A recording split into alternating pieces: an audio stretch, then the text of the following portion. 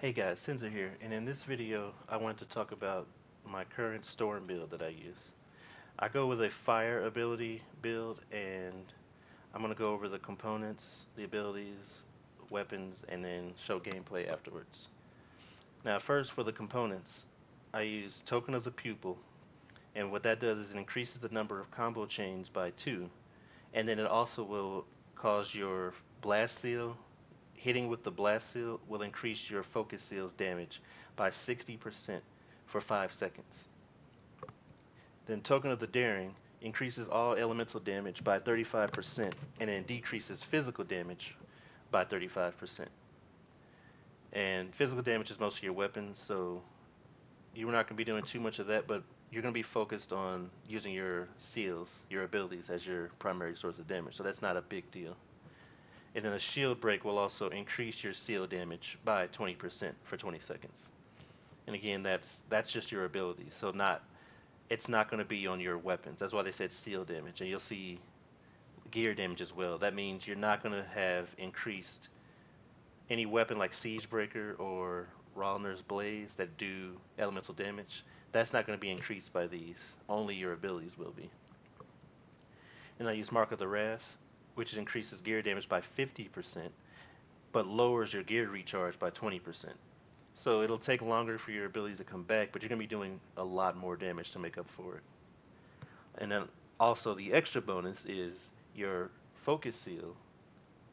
While your focus seal recharges, your blast seal damage is increased by 50% for 5 seconds. So that's a pretty huge bonus. And then Token of the Master is increases blast damage by 35%. Now that's a specific type of damage. It's not just, your gear or whatever.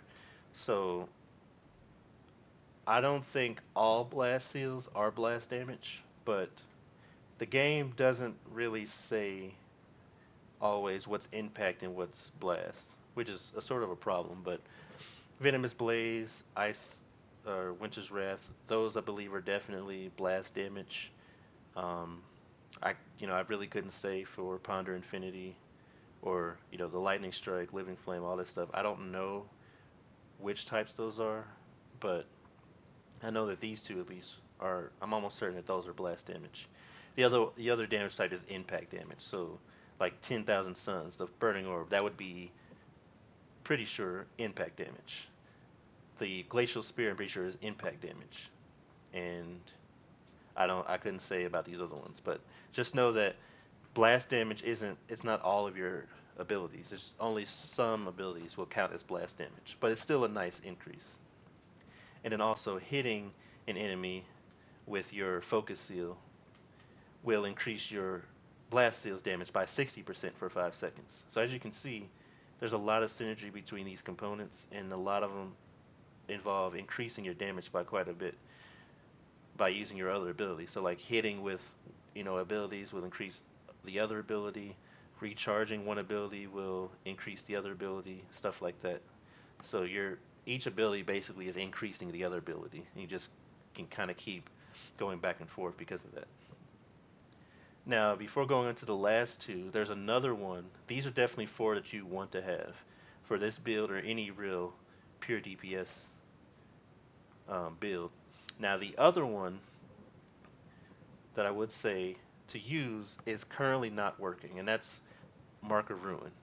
Especially for this build, this is amazing if it was working correctly. Increases fire damage and effect by 5%. That's just the default thing. And then the extra bonus for the masterwork component is while your blast seal recharges, your focus seal damage is increased by 20% for 20 seconds. So as you can see, another huge increase for your abilities. The problem is that part of it does not work.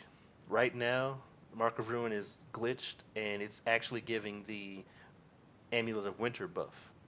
So the Amulet of Winter buff is whenever you freeze an enemy, it'll increase weapon damage by a certain amount. And I don't know exactly what it is because I don't have the Amulet of Fury, Winter Fury, but that's the buff that comes up on the left side of the screen whenever you freeze an enemy with Mark of Ruin equipped. So the extra damage, weapon damage isn't a huge deal. It's nice. I mean, it's a little nice bonus to make up for your lower weapon damage. So, but it's not what Mark of Ruin is supposed to do. Now, if you happen to run ice, which I will go over in a minute, or you have a weapon that can freeze, then this is still a decent option because it's better than not doing anything. You'll still get the extra 5% fire damage, and then your weapons will be a little bit stronger if you're freezing people. But otherwise, if you're not going to use ice, or you just don't want that bonus, then I use Mark of Clarity in its place. And that increases elemental damage resistance by 35%. And as you get to higher difficulties, especially as a storm, having that extra damage resistance is nice because you don't want to die. This will help you survive longer. And then the masterwork portion of it is clearing a status will restore 20% armor, which is health, and that can only occur every 10 seconds. So that's not really something to rely on, and storms don't really have a way of just clearing a status on their own. So it's still nice because of the damage resistance, and there are times when you can get your health back, but I wouldn't get this specifically for that. And then the last one that I would use, regardless of anything, is increasing the Vanguard's token, which increases armor, your health, by 25%. And then the shield break will increase your damage resistance by 10% for 20 seconds. So again, more survivability. These last two are good for survivability, but I would definitely replace Mark of Clarity with Ruin if it was working. And there's a couple other ones, but they don't really pertain to this build. Like the electric damage, I'm not using electric damage, so this is absolutely useless. And then there's again, the Amulet of Winter is the one that I don't have. There's two of them I don't have, Amulet of Winter, and I think it's called Gunslinger's Mark. But I don't know if they're working either because of Mark of the Ruin not working. Now for abilities, the one that I would say to use for this build, no matter what, is 10,000 Suns. 10,000 Suns is an upgraded Burning Orb, and Burning Orb is it's a fireball. You get 5 charges. If you tap it, you throw a small fireball, or if you hold it, you'll charge up a huge fireball, which does a lot more damage and causes combo detonations. Now, the Masterwork version of it makes you, whenever you hit an enemy, you gain 5% increased damage for 5 seconds, and that stacks to 20. So that's a absolute enormous damage buff if you can keep it up. 5 seconds, I do think it's a little low. I think they should probably increase that by at least a few seconds because you can get it to stack to 20, but it's such a tight window that it's not likely to happen. And if you have to move out the way or whatever is going on, if you try using other things, you don't have much of a window to stack it up that high, but you can still stack it up decently high to get a huge bonus. And again, that's just damage in general. So while you're getting that stacked up, your weapons will do more damage, your blast seal will do more damage. So that's still very helpful. Now for blast seal, there's at least a couple options. I normally use Venomous Blaze because it's another fire ability, and if you're using Mark of the Ruin, even if you just want the fire bonus, and when it actually starts working, this is a bigger increase. But on top of that, its extra effect is whenever you hit with 3 consecutive hits, acid damage is applied to enemies. And acid damage reduces the damage, or it increases the damage that they take. It reduces their damage resistance. So you're going to be doing even more damage, especially with the 10,000 Suns buff that you're getting. Now another option, especially if you do want to use the currently bugged Mark of Ruin, is Winter's Wrath. Because this is an ice move, it'll freeze people, so you'll get your weapon damage bonus, and whenever you defeat an enemy from above, it refills your charges. Right now, ice is one of the best effects in the game, and I definitely suggest having ice of some sort, even when you're using this fire build. I have a Siege Breaker, which is a ice sniper rifle. All you gotta do is hit 3 times, and then it freezes them. So I don't necessarily need Winter's Wrath, but Winter's Wrath is still good to have, even if you got that, because again, you're gonna be freezing areas, just a big area of people that all be frozen, and when you defeat them, you can get your charges back, even if it is only once every 10 seconds. Plus, your 10,000 Suns is going to be giving you a big bonus, so that Winter's Wrath will actually be more likely to kill people, especially when you get that stacked up to 20. So either one of those is good options with this. I would say even with Mark of Ruin working perfectly, you could still choose between either one of these, and it would work out perfectly well because the main thing is the 10,000 suns for this build. Now for weapons, this is a sort of personal preference. There's one weapon that I definitely would say that you want to have for sure, and it's a weapon that I do not have. It's called Elemental Rage, and I don't remember exactly how it works, but I do know it increases elemental damage, and that's huge because that's going to be your main source of damage. That's going to be the main thing you're doing is your elemental damage. So you want that gun if you can get it because it'll give you more damage. Now, I'm personally using Divine Vengeance for a couple of reasons. One, as you can see, I have an elemental damage roll. So that's one thing to look out for. If you're not sure which weapons to use, or if you have specific weapons that you like, try and craft them or get drops so they have elemental damage on them. Gear-wide elemental damage, because even if you're not using your guns that often, they'll be giving you a huge buff to your abilities. That's a 13% extra damage buff that I get now, just for having the gun equipped. And then it's actually a pretty decent gun because whenever you hit weak points, every third weak point will cause large fire explosions. And that does work with the general fire damage increases, but again, not the gear specific ones, or not the components that say only gear or seals. Another one that's not bad would be Rauner's Blaze,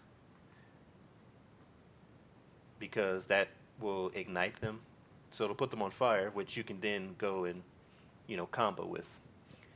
And then of course, Siegebreaker is really good, especially with this build, and especially if you're not using Ice Storm. If you have Siegebreaker, I highly recommend using this because it'll freeze them, and that way you can keep your fire abilities and you can combo when they're frozen. You can just freeze them so easily. Right now, Siegebreaker is definitely one of the best weapons in the game.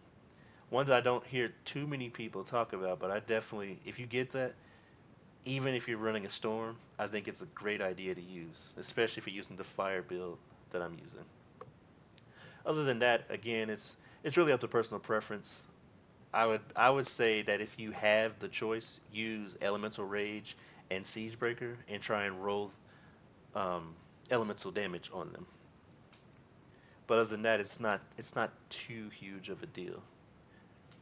And then for the support seal, I normally use Wind Wall just because it's a little bit more useful at times because you can block projectiles, especially in higher difficulties. But Quickening Field can also help. It's a longer recharge, and it doesn't last that long, but it does.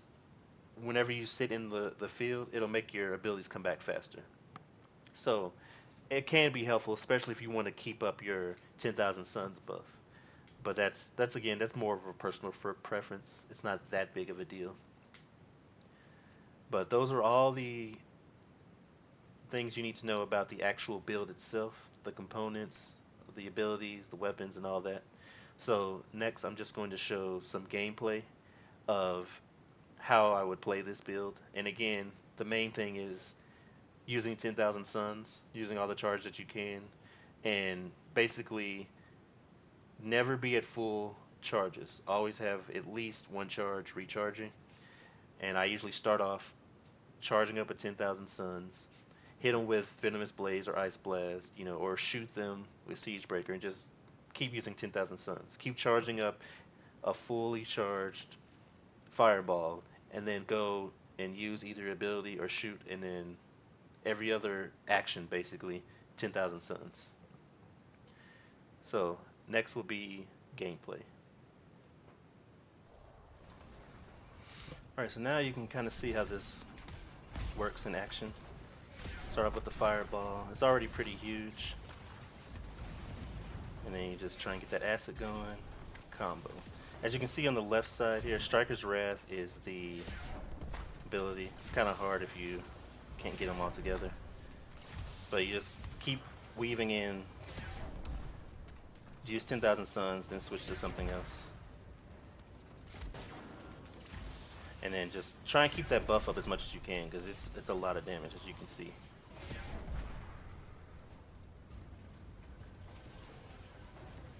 But But you can't always get the people in time, which is the only problem with it, but it still is a huge damage bonus. See, I was still able to freeze him with that gun and get the damage bonus.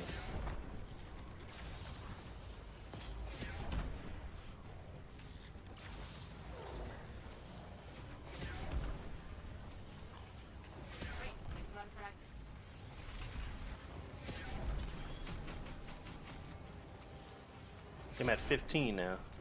It's pretty nice. As you can see, it's a big increase. Like I'm doing 18,000 with each of those hits now.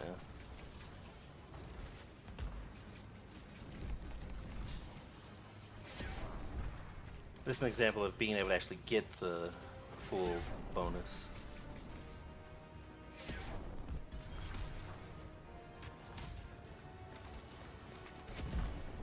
And it's just so fun doing that. Even when you run out of it, it's still such a good gun. I mean, a good ability. Even better if you can actually freeze them, especially people like this. Oh look, a masterwork. But that's one of the reasons why I love this ability. It's still strong. I mean, 9,000. It's still pretty strong even without the bonus, but then it just keeps getting stronger and stronger and stronger, especially if you can combo with it. And I can just throw these fireballs all day long and not get tired of it.